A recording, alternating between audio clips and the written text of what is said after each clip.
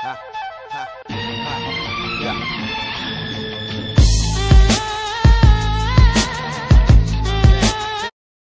Guys, what's going on? Zach Evnesh here with my man Martin Rooney from Training for Warriors, and we're going to crush. This is the first ever no-name podcast, and Martin and I were talking right before this podcast, and we're just we're talking about how we're not wait for perfection, and we just get after it, and we're kicking ass and taking names, and we're going to talk about a lot of things. We're going to talk about training. We're going to talk about life. Martin and I have known each other. We were just talking since early days of you training at Henzo Academy in New York City. And I was training out of, what do you call it? It's no longer, but it was Bama, which is like the referee, Big Dan Maragliata of the UFC.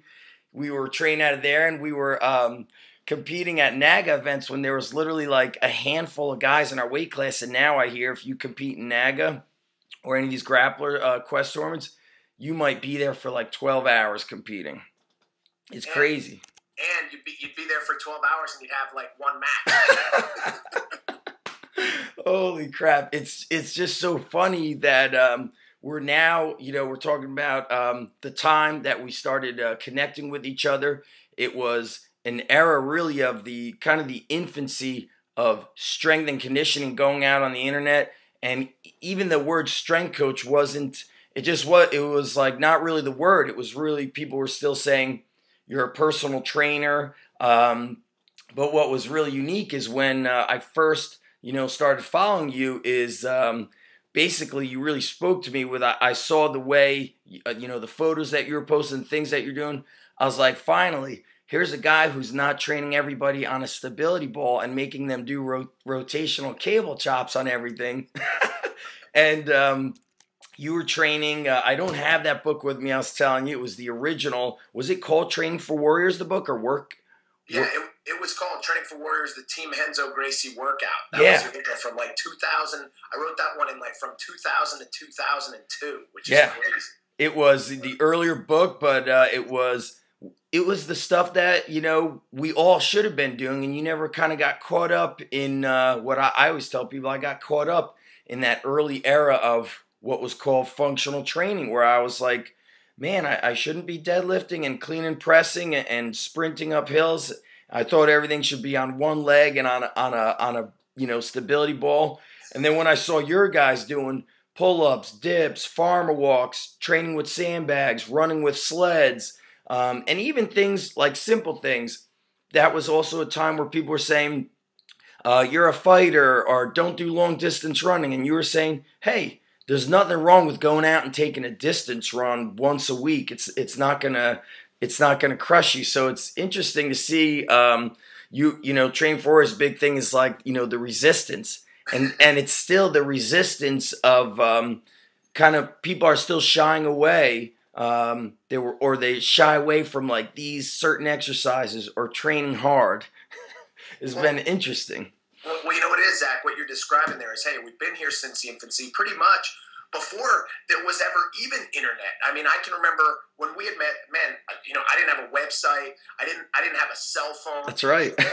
You know what it was? Back then it was you got information from books or from the coaches you had. Now, I was lucky enough to live at the Olympic Training Center, and I had trained with a lot of high-level guys.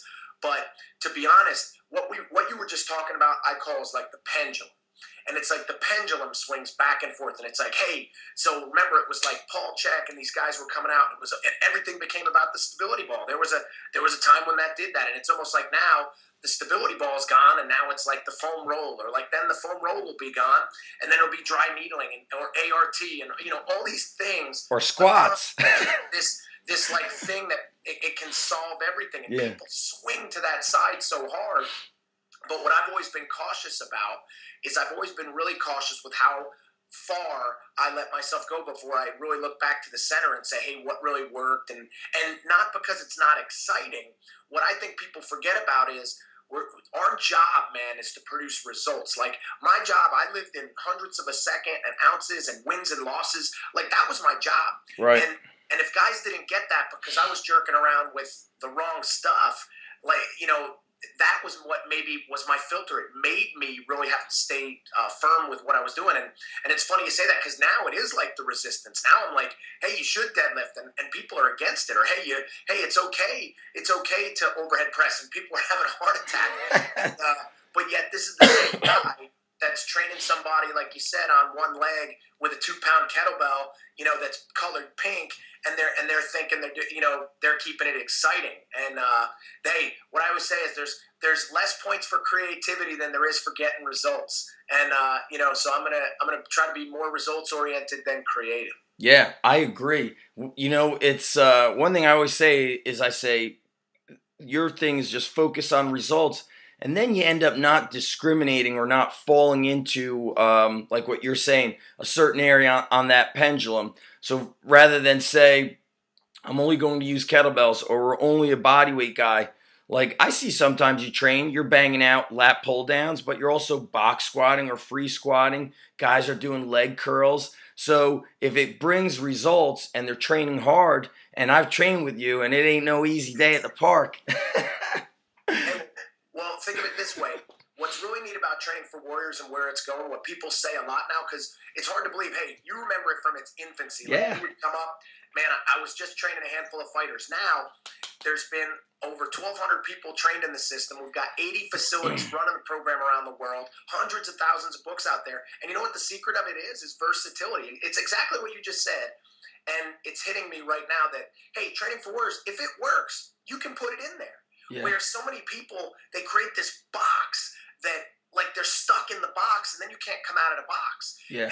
And my thing is, hey, if it works, if you can satisfy a certain number of principles, it's cool, because there's going to be new stuff coming down the pike.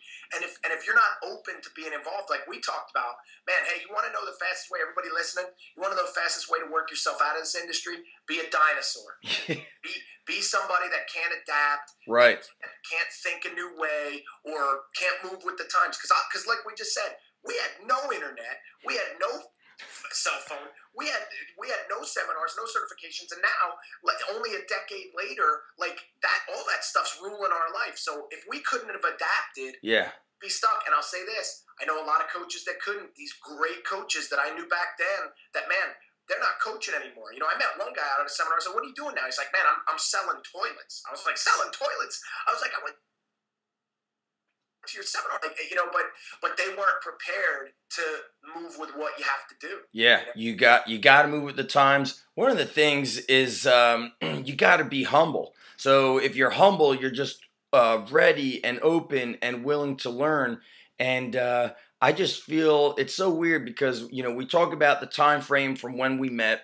And like you said, there was these avenues of being able to connect with coaches was really non-existent until I think the earlier days of when you and I were on the Q&A on the Elite FTS team. That gave people a real big opportunity to connect with coaches much easier. But if you're humble, it's like you're always learning. And I feel like yesterday I was training, and I'm 37, and I started training at age 13, and I started doing little things that I learned that I finally started implementing, things like pause benching, just stuff that I hadn't done for a while. And it's like, if you're humble, and they say stay humble, hustle hard, and that's, I think, it's just like constant evolution. And what's interesting is, we talk about the age factor. Am I older than you? I'm 37. I'm 42, so I got you by 5. Amazing. So it's I'm sure you've had this when you were younger. When you're like in your mid-20s, maybe when you were in your early 30s, somebody that you knew, maybe was a little older than that, you looked up to, ran into you, and then they're like, Martin, you know what? I used to be just like you, Martin. I was ripped, I was strong, I was working a lot, and then I had kids, then this happened, then that happened. They're like, you're going to be just like me. How often have you heard that? Because here you are constantly growing, working hard, you're never out of shape. You're in this evolution, and people ask me that, and I'm sure they ask you that a lot. They want to know, kind of, is there a key to this constant improvement, not just in the physical sense, but also mentally, and also, you talk about the warrior spirit and really having that toughness that goes beyond the mind.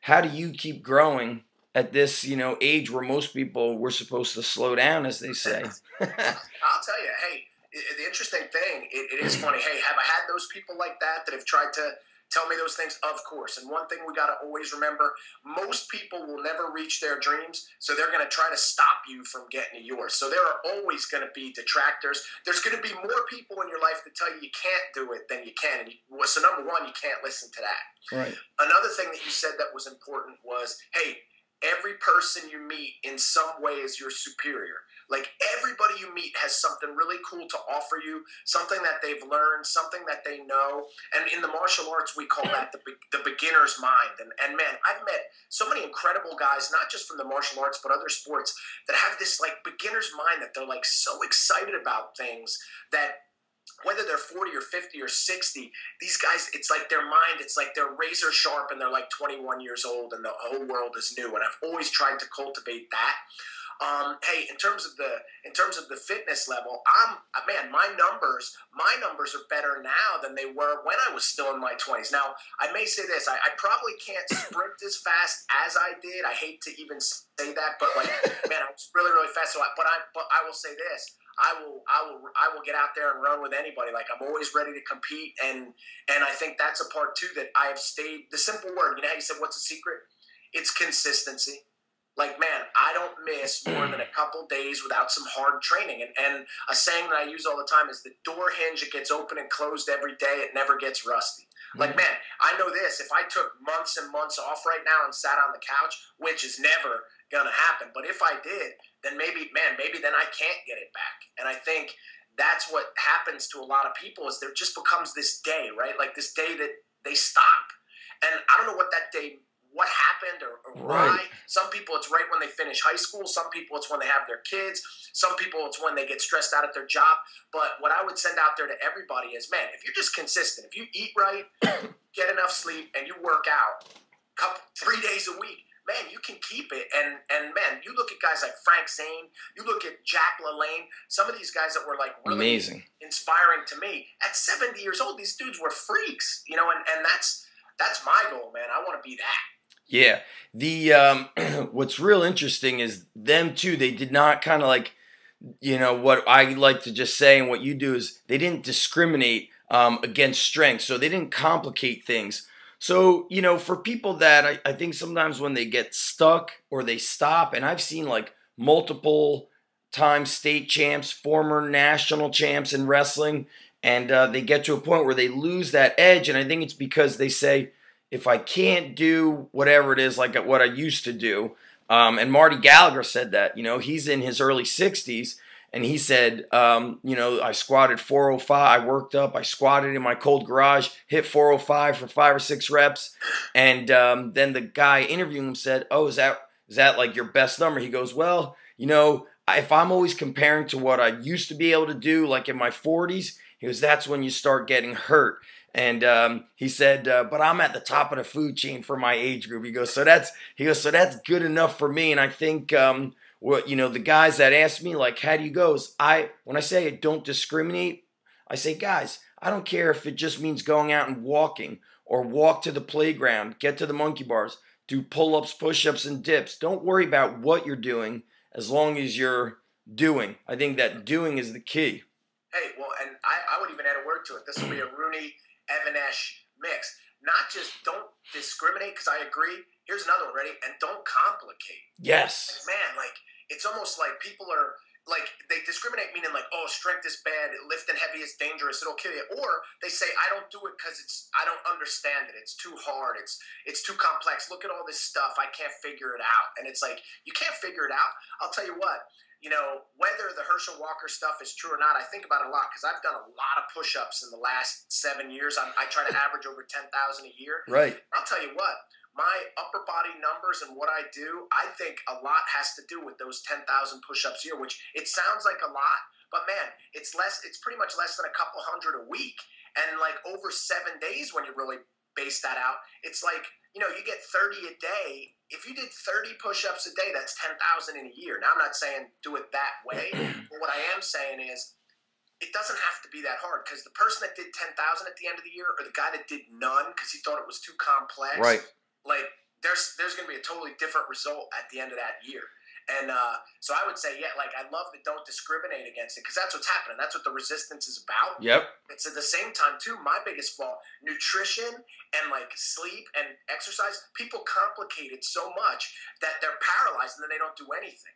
Where, it's pretty easy. It's get 8 hours of sleep, put the right food in the hole under your nose, and make sure you put like some kind of resistance through your body 3 days a week. You do that for the rest of your life, you're going to be a pretty healthy person. Yeah, and look, I'm just as guilty. You start looking at these nutrition things to, do this, do that. And then I look back to before the internet was out, before I even knew of really strength and conditioning, but back when I was more into the old school bodybuilding, they said eat a protein and carb at each meal, or protein, low carb, some healthy fats, eat multiple times a day, work hard. And I was strong, lean, and mean. And I think you start like getting into this complicated stuff. And I remember when we trained, came up to visit you when you were out in New Jersey. So the warm up was real intense. It was very athletic. We did 100 push-ups, 100 reps, 10 sets of 10 different push-ups, 10 sets of 10 different abs. We did a lot of stuff, but there was nothing really complicated about it. We were sprinting, barbell complexes. We box squatted, deadlifted. But it was like, but I think that's the stuff that's not really complicated, and it's real interesting. You say just keep it simple. Don't discriminate, but also don't complicate. Huge. Yeah, and not only that, but when I think back on that workout, now imagine if we got that workout 1 day a week, and we got a great upper body day one day a week, and then we hit kind of a metabolic day, which is the Training for Warriors system essentially. Yep. If you hit that for a year, that's 150 workouts. Yeah. You know what I mean? So that's 150 workouts like that in a year, and that was the secret. Like people ask me all the time, they'll say, "Hey, what's the secret, man? What type? It's got to be some type of creatine, right? Or oh man, it's got to be like." It's the barefoot training, or oh man, it's like, what's the, they're looking for this silver bullet, and the silver bullet is pretty much, man, choose things that are going to make you better and do them all the time, and eat good and get enough sleep, and that, I'll tell you what, it hasn't failed me yet, and now, which is hard for me to say, in my 5th decade now, man, it's still not failing me. So, if I'm a study of this, it shows that it works. Yeah, I'm like you. I'm a numbers guy too. When I talk to our athletes, I always say, or if somebody reaches out to me through Facebook, and I'll tell them, I go, if you just do 10 pull-ups a day, that's 70 in a week, that's 280, and then I'm looking at it, that's 280 in a month, then I multiply it through the year, and people, I think, are looking at a lot of stuff where I say, break it down, chunk it down, and I think, I want to, kind of go back and, because when you were talking about training at all these different places, I think when you traveled, I think this was the book when you did the traveling. Was this when you were traveling to each? The red one, the second one, right? The red one. So when you were the red one was all the different countries. They sent me all over the world, and yeah, I'll tell you what, that was the greatest 3-year span of adventures that got me so hooked on traveling. And hey, you bring up everywhere I went to Japan for judo, I went to Russia for sambo, I went to Brazil for jiu-jitsu, Iowa for wrestling, the UK for boxing, I went to University of Iowa for wrestling, we went to Holland for Dutch kickboxing. It was legendary adventures, and you know what? No one had gyms like we have. Nobody had the fancy equipment like we have. Yep. No, there wasn't supplement stores and supplement shops that anybody had. It was back to the basics. I was expecting, I was going to go to Russia, and oh my God, here's all these kettlebells and all this fancy stuff, and these guys are so smart, and here's all these manuals that I need translated. And instead, I found no kettlebells. I didn't find any gyms that they were doing much. But I'll tell you what, every guy, I won't forget it, every guy in this one group that I went in, and I was training, which was elite, every guy could do a full split. Every guy was like a gymnast. Every guy was super strong for his body weight. They're climbing ropes. And the sad part was, I'd probably crush them on a lot of weights, but man, these guys were killing me on a lot of like just the body weight, different things. That's what got me really interested in the whole push-up thing and why I've taken that so far. And then you would go to Thailand, and it was almost like in Thailand they were still doing the long runs, Right. and the guys were fit, but at the same time, hey, they had weights, but it was like the basic stuff, and they were all doing it. You go to Holland, and like there would be a little set of weights outside of the ring, and like boom, they would hit that, and these guys were big and they were strong. And like I said, that was the big reminder that, hey, I think we're always on this hunt for new and cool, and like that there's going to be this new fancy thing. But what I always say, man, read an old book and you'll and maybe the answers are there. I love the old books. Some of my favorites are from the early 1900s, and then I picked up like this huge lot. I've actually done it like 2 or 3 times of old Strength and Health magazine, or Health and Strength. Yeah. And there was 2 of them. One was like more focused on kind of like old school bodybuilding. I can't remember which one. And the other one was focused on Olympic lifting. And I say to myself, damn, why wasn't this magazine out when I started training? Because when I started training, it was Flex magazine, Muscle and Fitness, and everything was like, they were talking about cables, feeling the muscle. And I would have been so influenced by those books. So now with everybody, they've got so much information. I see where they get confused, but let's talk about how, you did all the traveling during that book, and you talk about essentially being a white belt wherever you go, open mind, I'm going to be a beginner. Did you have any like favorite takeaways when you went there? You spoke about the body weight training blew your mind. What about, was anybody foam rolling? No. I mean, you know what it is, man?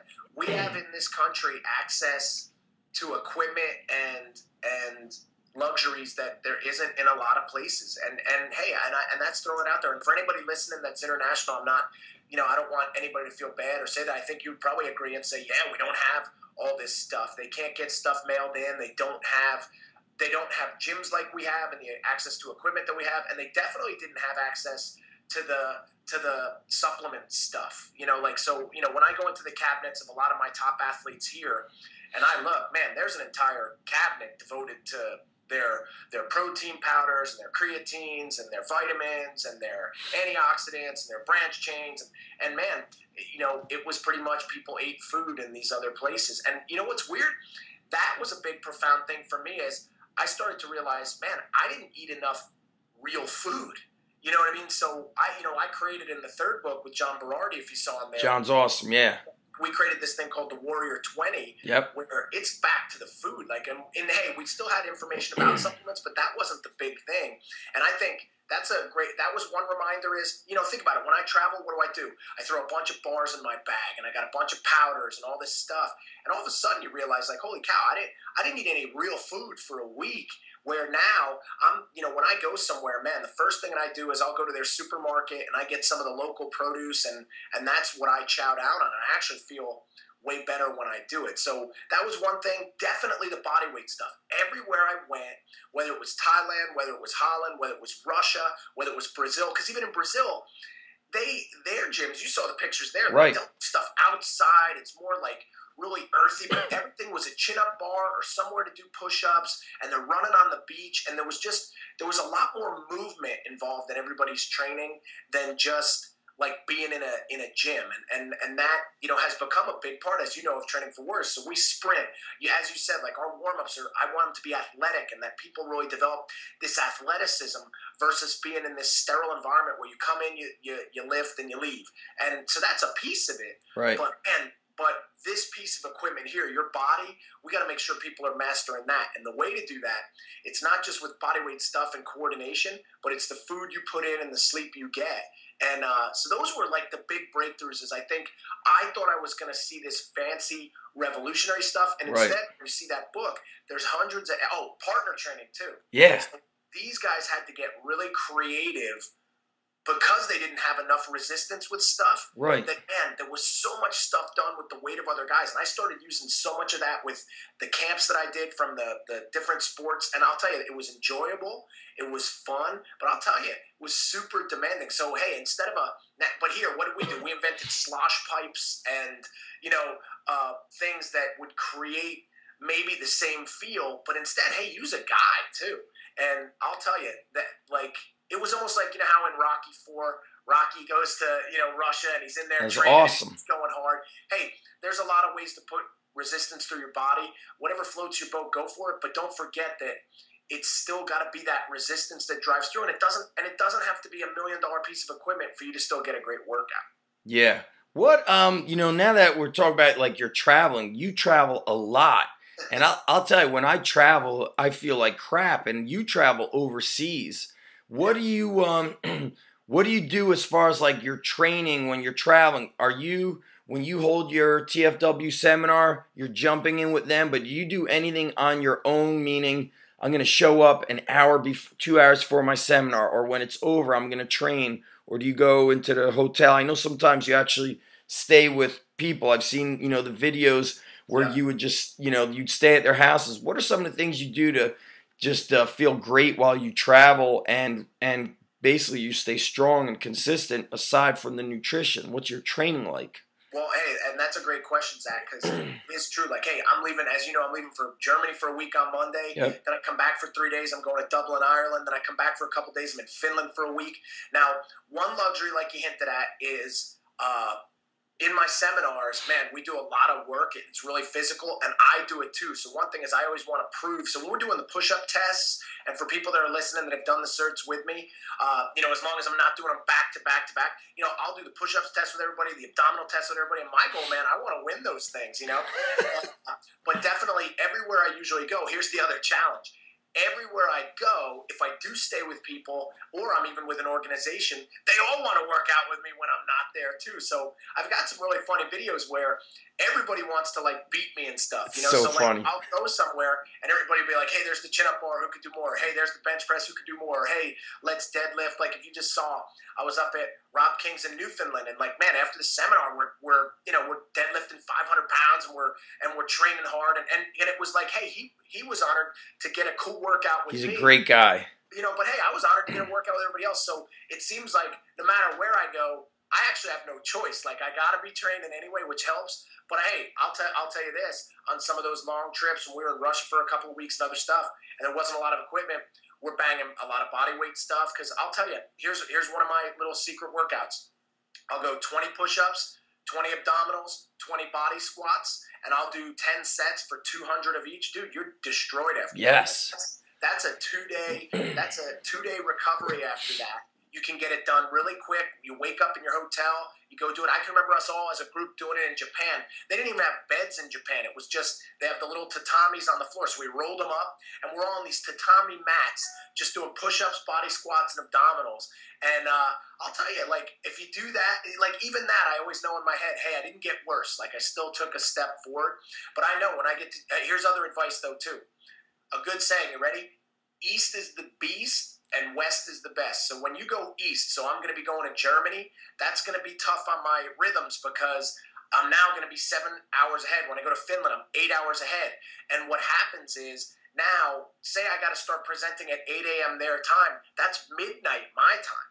So it's kind of like, here's the secret that I've always used is when I get on the plane, I immediately go to sleep. And I've trained myself to do that. So when I wake up there, which is their morning, I'm kind of up. I'm still groggy, but I'm up. Then you stay up the whole day. So you stay up and you get on their time. So Right. You're going to be shot. You're going to be wiped. It'll be like you haven't slept in 30 or 40 hours. But then when you fall asleep at, say, 10, 11 their time, when you wake up in the morning, you're right on their schedule. So when you go east, you got to do that. So because that's going to be the tougher trip. And it seems as though most of my trips are east at this point. Now, when I go to California or something like that, Cali's easy because now you're 3 hours back, doesn't really mess you up, and either way you go, even when you come east back, you're okay. Right. But man, as soon as you start getting into, like, say, England, which is, I guess, 5 ahead, but then you get to Germany, Finland, you keep going more east. When we were in Japan, it's like the complete opposite. And I'll tell you, it is important, also exercise. So when I get there, that first day, so when I leave for Germany on Monday, I book a free day Tuesday so I can get there, acclimate, lift, train, get a good night's sleep, and then start doing the seminars. Gotcha. I'm going to go 5 straight days, so I got to be, I got to be on. So these are all things that you plan out, and everybody should know about that. That's important. Yeah, that's awesome. Now, You and I were talking, I mentioned in the beginning that we were talking about some stuff about how we're like progressing, yet people call us OGs. They're like, oh, I read about you when I was in high school. Now I'm a coach. And you are so vibrant. I feel young. Like when people are like, oh, you're 37. I'm like, I feel awesome though. I do have some, banged up little bruises here and there, but energy wise and like my motivation, I feel amazing. We're always progressing. We're not like afraid to move forward and take some risks. You've been in New Jersey. You grew up in New Jersey, and then you actually went to college. I think you did your chiropractic school in North Carolina too, or South Carolina. I did physical therapy school. Right. So I was in South Carolina for 8 years.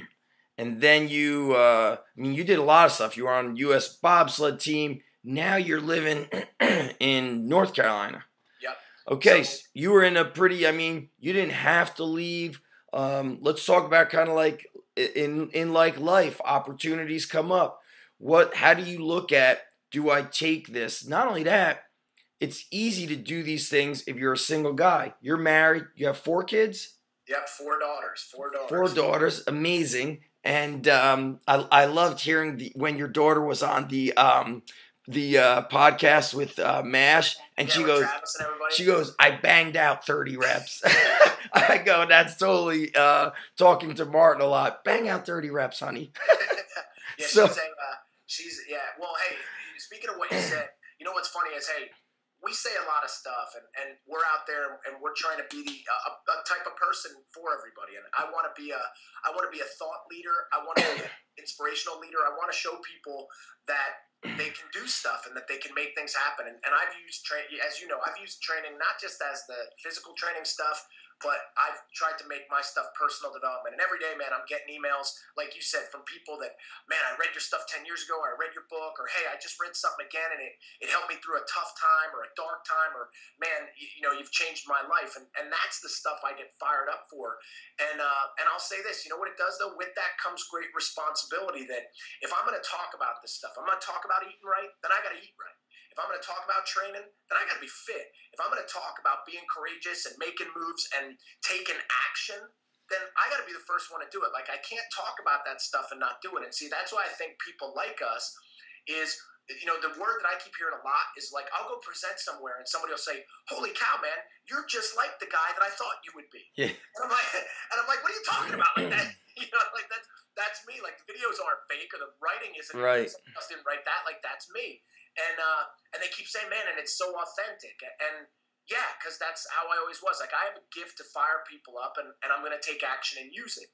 And speaking of the move, I had come back to New Jersey. I'd been there almost 20 years. We were living outside of New York City. It was one of the most expensive places in the country to live. Yep. We were packed in.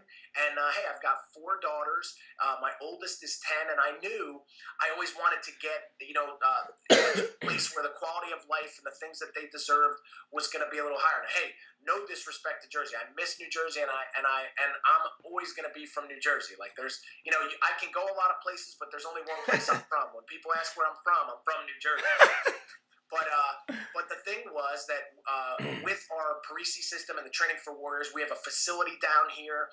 There were so many great opportunities, and I came down, we looked around, and man, I got to say, it was the hardest thing in the world to pack up and leave all our family and our friends and everything else and do this. But now, a few months into this, it was the best thing I ever, I will say it, the best thing I ever did for my family. And I'm glad that I took the bull by the horns and had the courage to do it for them. Because I'll tell you what, now, where we were, the kids didn't have their own rooms. We were using one bathroom for all of us. And if we were to get the house we needed up there, it would have cost so much money, we would not have probably been able to afford it. And now, down in North Carolina, my best friend that I grew up with lives here. I've got a great relationship with Joe Ken at the Carolina Panthers. We've got our facility here, which is great. And I'm near an international airport where now how my life is set up, I need to be in a lot of places so I can do that. And I guess the ultimate example, I'm not telling anybody to move, and I'm not telling anybody they got to change their life. But what I am saying is the great stuff in the world is reserved for the people that take action.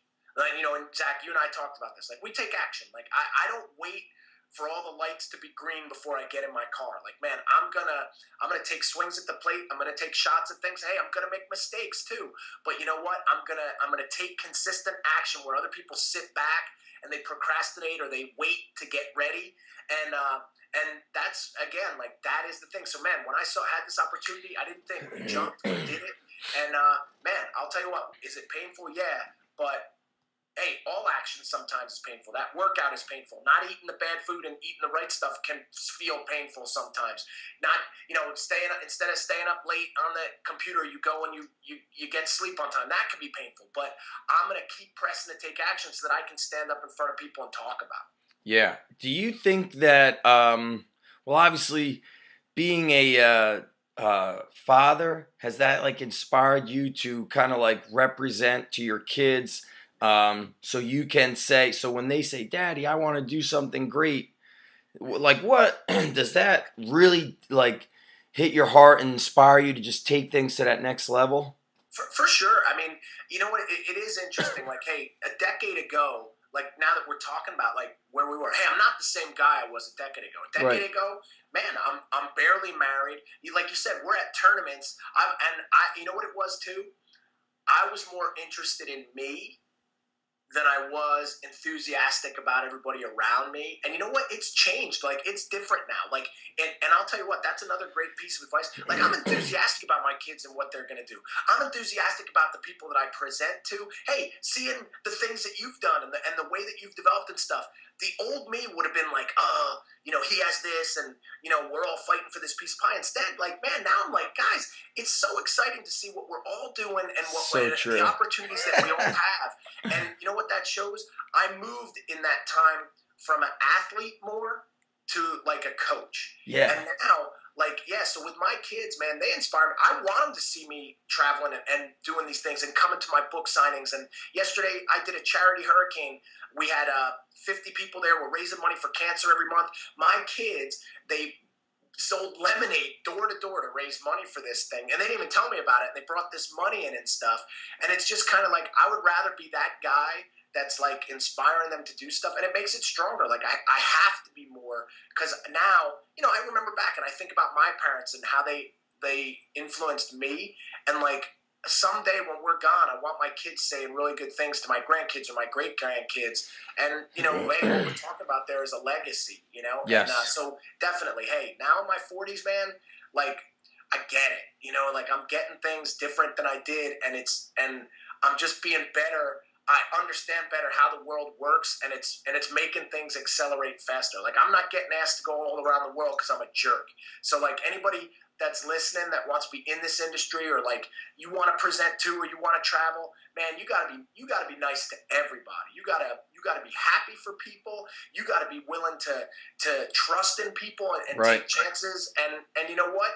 And sometimes you're gonna get burned and don't let it bother you. Be cool about it and keep moving forward. And it's funny because you could think we're talking about training and stuff, but really training and everything else, like we talked about, Zach, it's life, and you got to be great at life. Like if you can't connect with people, engage them, if they don't trust you, you can't train them. So it doesn't matter what exercises if you don't have any of that other stuff set either. And that's a lot about what, my course, like Training for Warriors, it's the training stuff that people learn, but when they leave, nobody writes me about the training. They write me about like the core values. They write me about how it changed them or how they're getting better relationships with their clients, and now they're getting better results. And so that's the thing too, that like Training for Warriors, everybody can use it. It's not like, hey, I have my own gym, so I can't use this stuff. No, everybody can use it because it was designed that way. Just like, hey, any martial artist can use judo or any martial artist can use jiu-jitsu. Like, it's okay. Nobody's going to get mad at you. Right. But you still got your own thing, too. And that's how I'm trying to forge this thing to really, like, help people out, I hear you. I think when I'm looking at things, I say the same thing. I say, whatever I'm doing, it has to change somebody's life. It can't just give them abs or make their bench press go up. I wanted to have that carryover to life. And that's obvious. Like, I think that's why we have that passion. And that's why we're kind of like, when we're like doing what we do, because we want to put it out there. So Let me ask you another question. What, like, is there any, like, you talk about the way you've kind of progressed and grown as a person. How do you, like, overcome if something bad happens to you? What are the things that you do as far as kind of rebounding mentally to move forward? A lot of people are inspired by you, and they listen to everything you say, but I'm sure they're wondering, like, what books does Martin read? Who does Martin try to, like, learn from? And, what would be how do you, I guess, rebound? And what are some, like, the most influential learnings that you've had, be it either through book or online or, whatever? No, hey, and that's a great question. I would say in the beginning, it was books. Like, hey, I have just like you, man.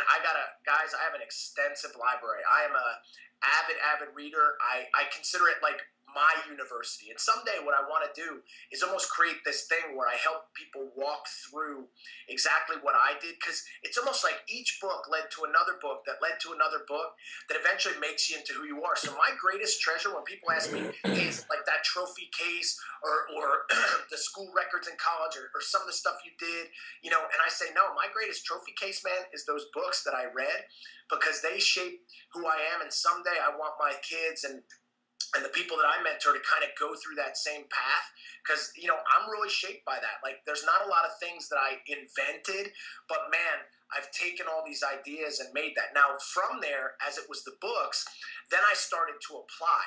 And when I started to apply the stuff, first I gained the knowledge, but then I had to start using it. And as I used it, I've been really lucky in my life to be surrounded by a lot of really great people. And man, from the different martial artists and the world-class athletes, like, hey, Todd Hayes, who's a buddy of mine, won the silver medal at the Olympics, was the fighter. He was in that movie, Choke. Yep. Anything. Hanzo Gracie, Ricardo Almeida, Bill Parisi and his business sense and what he was doing and what he was teaching, to all these people that, now I'm around that mentor me in so many different areas of business and life that are older than me and further down the path. That has helped me, that then I see what they do and I say, man, that's like the stuff I read about. Now I'm going to start using it, to where now I would say I'm spending most of my time where I sit and I really reflect, and that's what I'm writing. And now I'm putting these things out there. Like, if you've seen the Rooney's Rules and the Yes, I have that.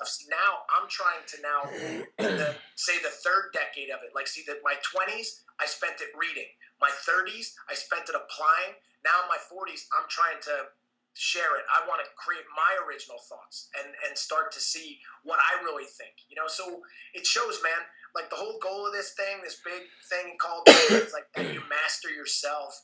Like, can you, and it's what you originally asked me about. So how do I deal with setbacks? How do I deal with tragedy and turmoil? And you know what?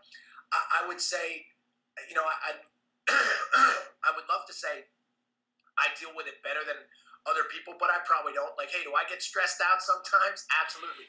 Do I blow my stack sometimes? Absolutely. Am I the best parent in the world and husband in the world? No way. And if my wife was sitting here, if she's listening right now, she would agree.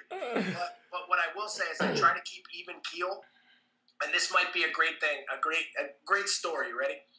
There was this king once, and he had captured this population, and he had said to him, he said, hey man, I'm going to keep you guys under my control unless you solve a riddle for me.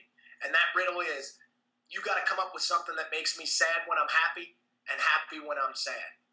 And he said, you got 24 hours. He leaves.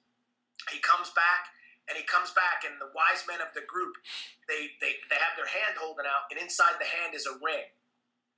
And the king says, what are you talking about? I have more gold than anybody in the whole world. This is nothing. That's not working. They said, no. Look inside the ring. And he took the ring off and he read it. And inside the ring, there were 4 words. And the king went to his knees and he said, you've solved it. You've done it. You've solved everything for me in life. And those 4 words, what I always say to my athletes is say, what did it say? And usually people, they can't, they don't know. And the 4 words were, this too shall pass. Wow. So, man, hey, when you're the happiest guy in the world, tragedy's going to be coming. There's going to be problems that crash on the shore of your life. You got to be ready. And then you know what? When you got those problems, they're going to go by too.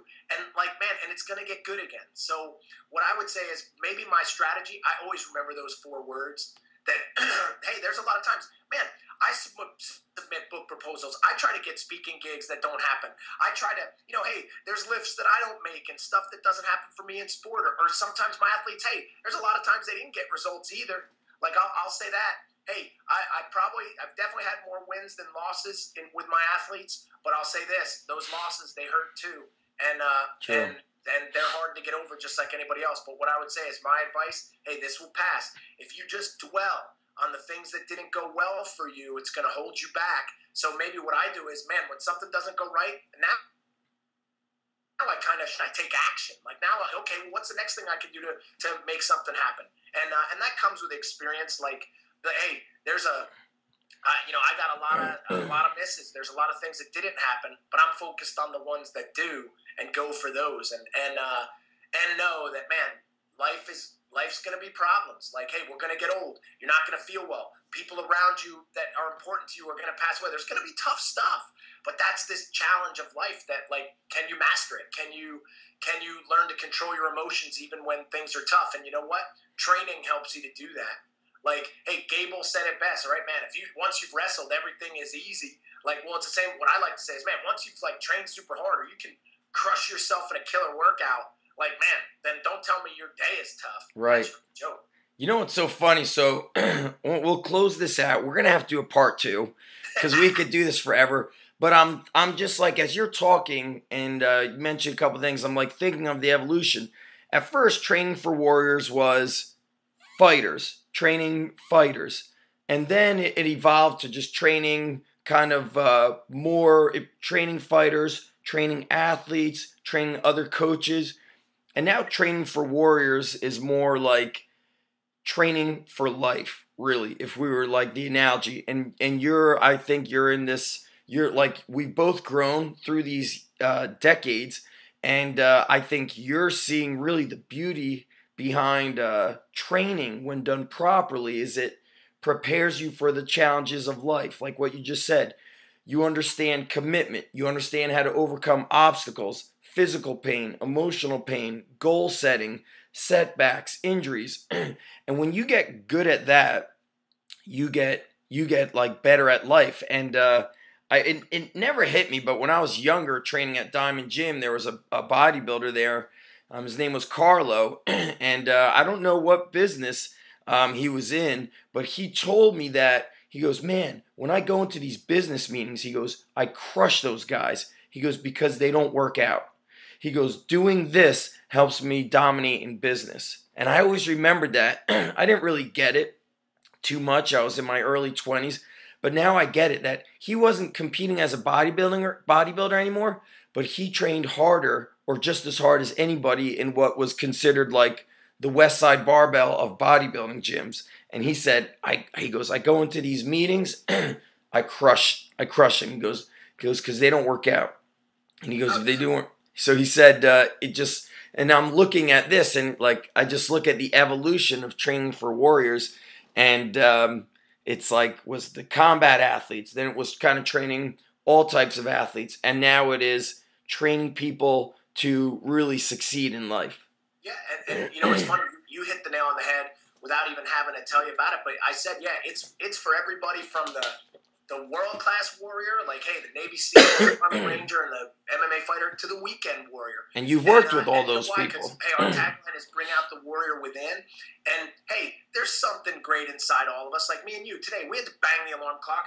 Our kids are waiting on us. We had to make things happen to make this call happen. We had to pull out the warrior. Now, that doesn't mean we got to get punched in the face or get kicked to do it.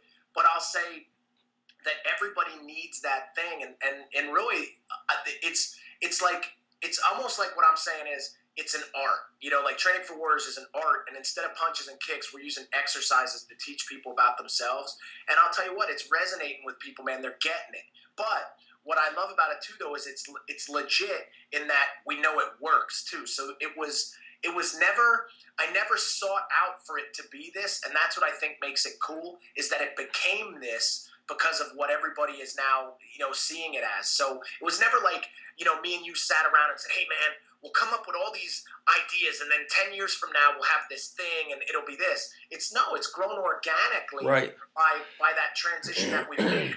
And I'll tell you what, like that's the coolest part is as I'm doing these certification events now, a lot of people that are coming to them, some of them aren't even in fitness at all. They're teachers. One guy was a horse trainer. This guy at the last one in Kansas City was a helicopter pilot.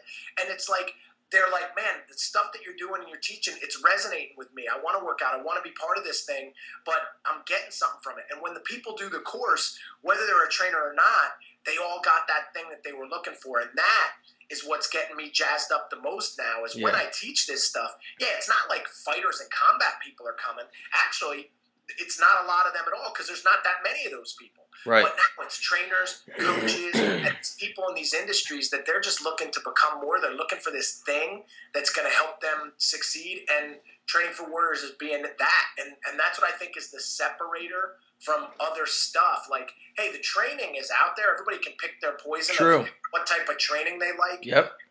But this thing has a philosophy that it took me 20 years to figure out that other systems maybe don't have, but it can be a complement with those systems, you know? So, hey, you know, CrossFit, hey, people can rip it or say what they want. It got a lot of people exercising. It has a lot of people fired up. They created a community, and we've got people that own CrossFit and Training for Warriors together, and they're working together fine. They're two different, you know, styles, two different things.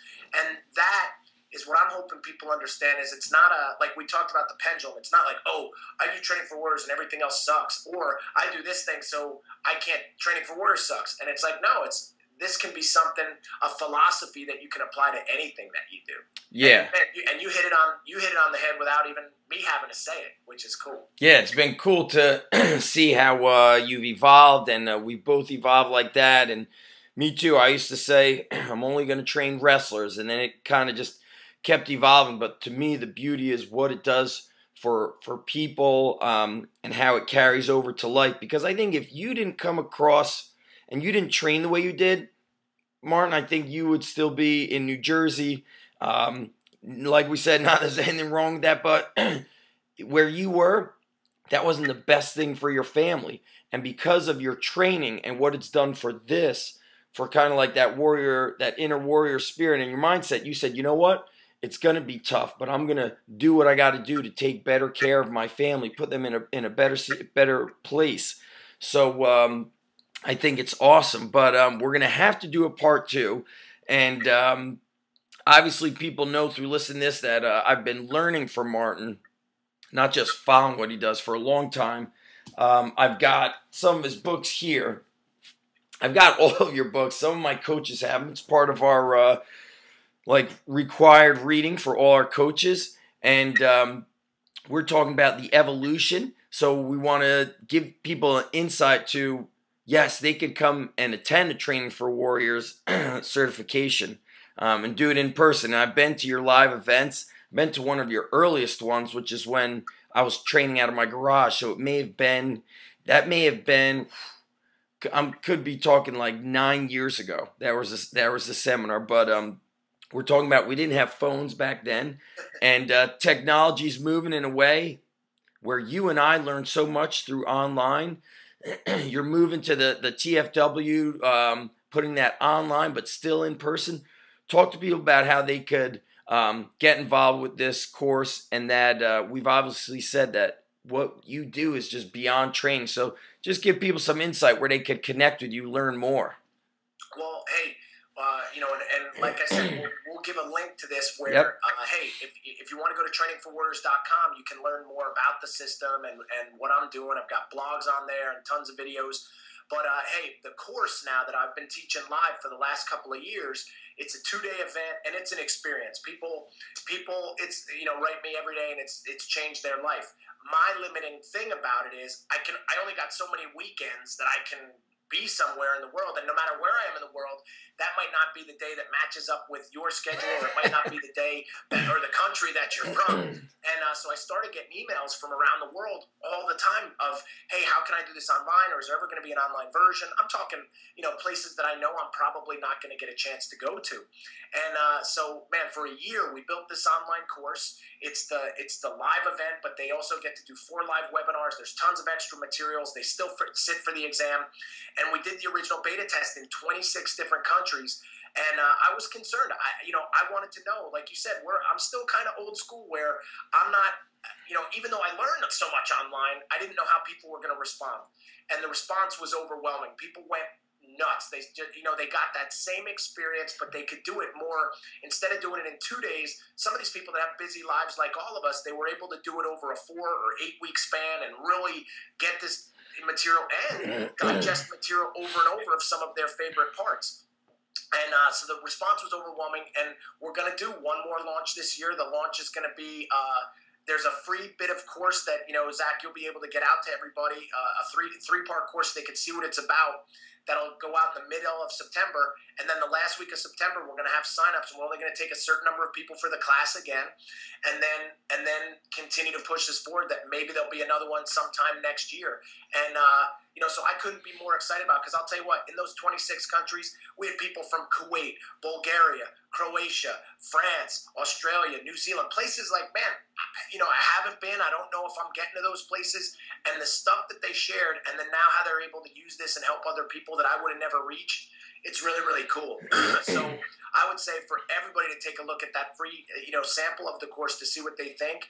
And then from there, you can make your decision. But if you're looking at something to get you motivated and fired up, as well as really great training knowledge that makes sense, it doesn't complicate stuff, but it makes it simple like we talked about, this course is going to be for you. Awesome. So very excited. This was awesome. And I'm just pumped to see that, like, everything that you have going on, the evolution and the growth, and it's just awesome. You've been a huge influence to me. It's been over a decade. We're the OGs. Can't believe they call us OGs. We talked about before we got on this. It's hard for us to believe that. Like you said, like, I'll get that all the time. It's like, man, I read this book of yours when I was in 9th grade, and I'll be like, 9th grade? Like, dude, you're like out of college and have a job, and hey, but if anything from this call, like, that I think everybody has to see is, hey, Zach and myself, we both, hey, as long as you're keeping that passion going and you have a passion for what you do, you're going to always have high energy and you're going to be fired up. And I think people forget that is they don't go for their dreams or that passion. And hey, we're doing it. Like, I can remember when you were solely teaching and talking to me about it, where it was like, oh, I'm teaching and that's a job and you get good benefits and, here's what it is. But man, that's not where you were supposed to be and exactly what you were supposed to be doing. And it's not a bad thing saying anything about teachers, but it's where you were supposed to be and what you were supposed to do. And I did the same thing with therapy. I was a therapist, and it's not what I wanted to be. I wasn't going to be this thought leader or this guy that I wanted to be with that. And everybody listening, you got to take the courage to go for what you want to go for. And even if this call stimulates you to think about it, you're at least taking a step in that direction. And me and Zach did it. And if we did it, it's because someday we are going to be the old guys. There's going to be new guys that have to come in. You could be that guy. Yeah, and I mean, and in no way are we stopping. I feel like I feel like it's always just begun. Every day I'm like, it's like this next thing. But let's close out with this.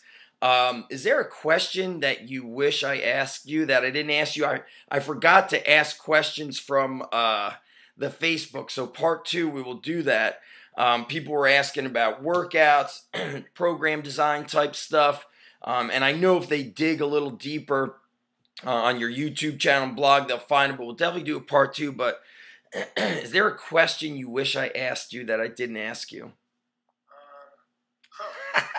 Yeah, that's the first time I ever got asked that question, so I don't know, but I would say, man, we covered it. I remember you had said something about like, hey, how do you keep such high energy? That was one. Remember that you had talked about before that, hey, how do you do it? Like, how do you always stay on fire?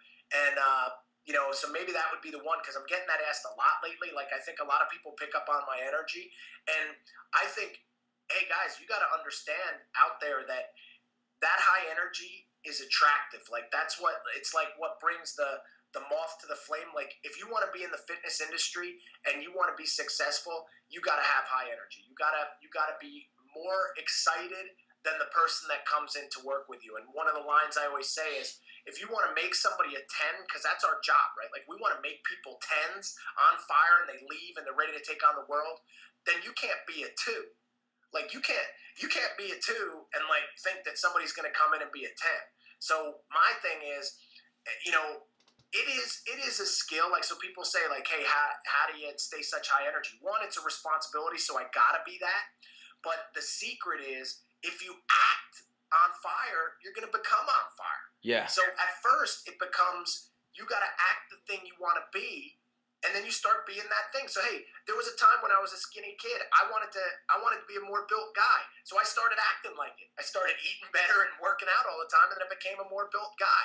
Hey, there was a time, for everybody listening, I wasn't a good student, but I wanted to be a better student. So I started acting like it. I started getting my work done and doing my stuff and doing my things and smashing it out there. And it's kind of funny that you become, you know, so you know how sometimes like your life might not be going so good or things aren't so great.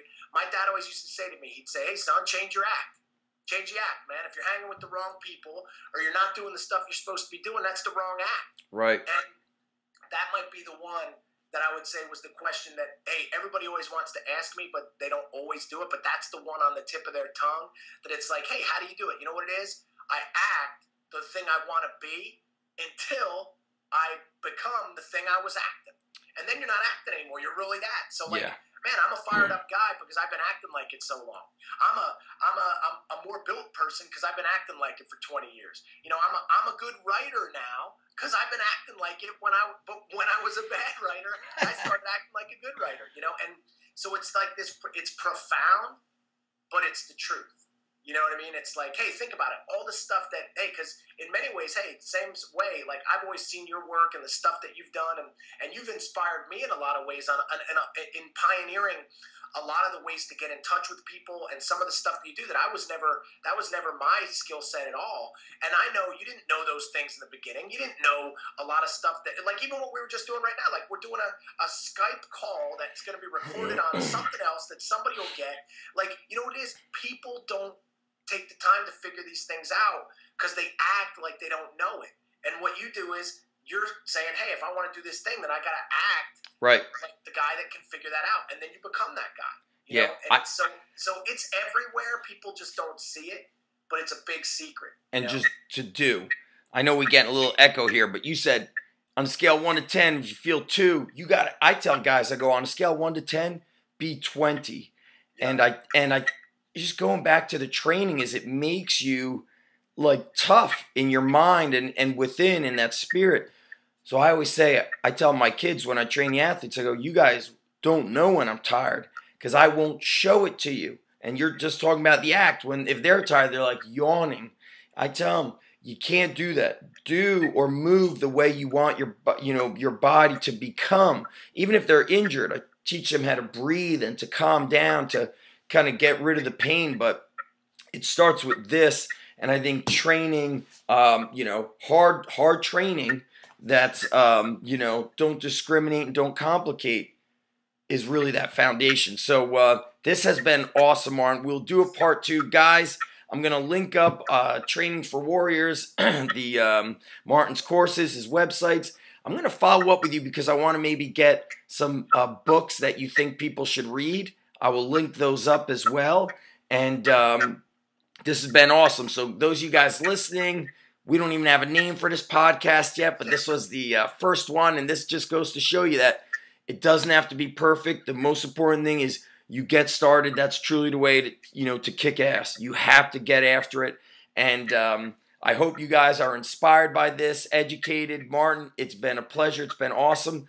I'll be in North Carolina in early January. I hope we connect. And I'll give you a shout when you get back from some of your travels. No, for sure. And hey, anybody listening, if you liked it, write Zach so he gets me on here again, because this is something we should do more of. Because, hey, for everybody listening, you may think you just got better, but it just made me better too, because it helps me to understand this stuff more than I already knew. So, hey, thanks to Zach, because you wouldn't be listening to this if he didn't set this up. So, hey, my pleasure. And, it's always great talking to you. And I'll tell you what, we should make this a once a month thing for people, which would definitely freak them out because it's just the tip of the iceberg. But I think the title should be Training for Life. Dude, that might be the one. I was thinking that the whole time.